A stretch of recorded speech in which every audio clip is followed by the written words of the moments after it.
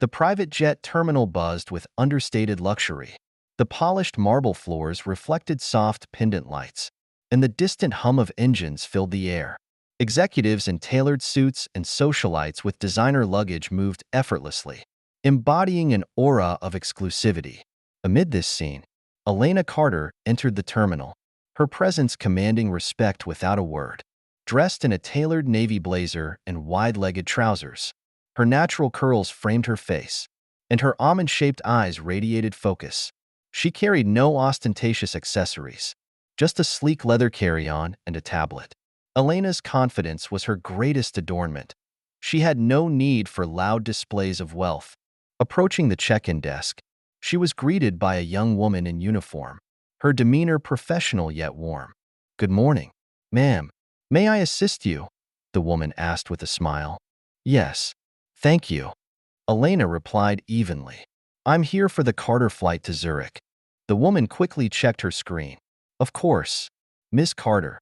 Everything is in order. Your jet is being prepared, and the captain will meet you shortly." Elena nodded, stepping aside to observe the terminal. This trip was critical. The partnership awaiting her overseas could expand her luxury goods company into Europe, a move she had tirelessly worked toward. Moments later, a man in a crisp pilot's uniform approached. Captain Mark Hayes' strides were confident, but his expression was guarded, professional on the surface. There was something in his demeanor, a flicker of disdain, subtle but unmistakable. "Captain Hayes, I presume," Elena said, extending a hand. Mark briefly glanced at her hand before clasping it, his grip firm but dismissive. "Miss Carter, I take it," he replied, his tone polite but his gaze scanning her with thinly veiled skepticism. Elena's sharp eyes didn't miss the judgment in his look. She maintained her composure. "That's correct. I trust everything is ready for our departure?" Mark hesitated, glancing at the check-in clerk for confirmation. Yes. Though I must say, we don't often see private clients like you." The words hung awkwardly, each syllable tinged with implication. "Clients like me?" Elena repeated, her voice calm but edged with steel. Mark shrugged, smirking slightly. "Well, it's just uncommon.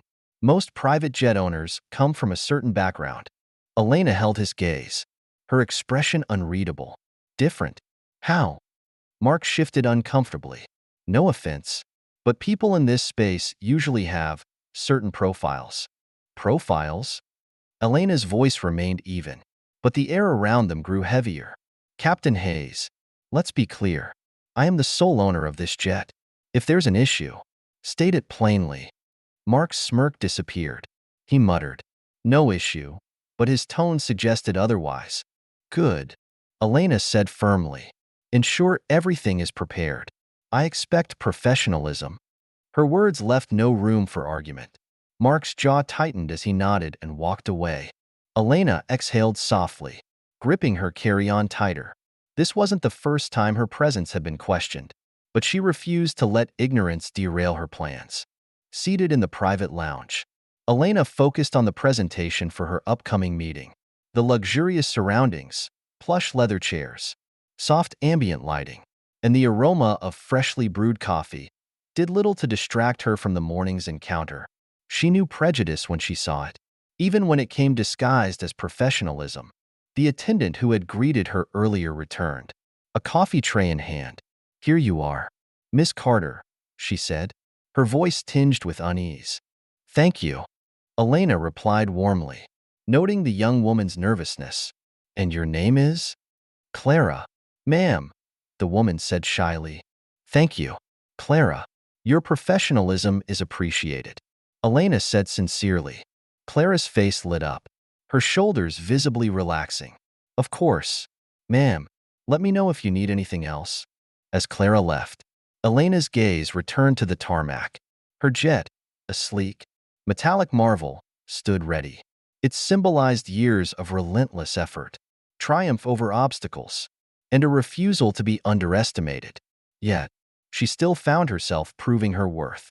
Her phone buzzed with a call from Henry Marshall, her trusted business partner. "Henry," she greeted, "I assume everything is ready for Zurich?" All set. Henry confirmed. The team is eager to see your proposal. How's the flight shaping up? Elena hesitated. There's a slight complication. The captain seems to have some preconceived notions about me. Henry's voice sharpened. Do you need me to intervene? No, Elena said firmly. I can handle it. But stay close in case this escalates. Always, Henry replied. Ending the call, Elena returned her focus to her presentation, determined not to let Mark Hayes' attitude distract her. Minutes later, a commotion at the far end of the lounge drew Elena's attention. Mark was speaking heatedly with another crew member. Their gestures were sharp, their voices low but tense. Elena's instincts told her trouble was brewing, approaching them with deliberate steps. She caught Mark's eye. His expression darkened. Miss Carter, he began stiffly. I'm finalizing the pre-flight checks. Elena's voice was calm but authoritative. Does that include questioning my authority as the owner of this jet? Mark stiffened. I'm simply ensuring everything is in order. Captain Hayes, Elena said, stepping closer. Understand this. Your role is to fly this plane, not to judge who owns it. If you cannot do so professionally, I will ensure you're replaced before takeoff. Do you understand? For the first time, Mark faltered. Yes, ma'am, he muttered, his confidence cracking. Good, Elena said, her tone final. She turned and walked away, her stride purposeful.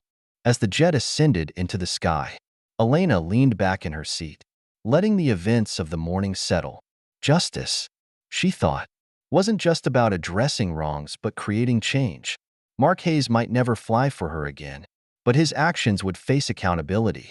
By the time they landed in Zurich, Elena had received an email from the aviation company's CEO, assuring her that Mark's behavior would be investigated and measures taken to prevent future incidents. It was a small victory, but one that mattered. The partnership meeting in Zurich was a resounding success, solidifying Elena's place as a force in the luxury goods industry. But as she celebrated her achievements, she remained mindful of the larger battle, ensuring no one had to fight the same biases she had faced. Weeks later, a company memo announced Mark Hayes' dismissal and the implementation of new diversity training for staff. The incident became a case study, not of scandal, but of accountability. Elena's determination had turned a moment of prejudice into a catalyst for change. Her story served as a quiet yet powerful reminder.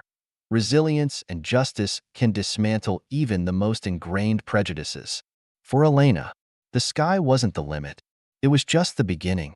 If this story moved you, don't forget to like, share, and subscribe for more tales of resilience and justice. Together, we can inspire change, one story at a time.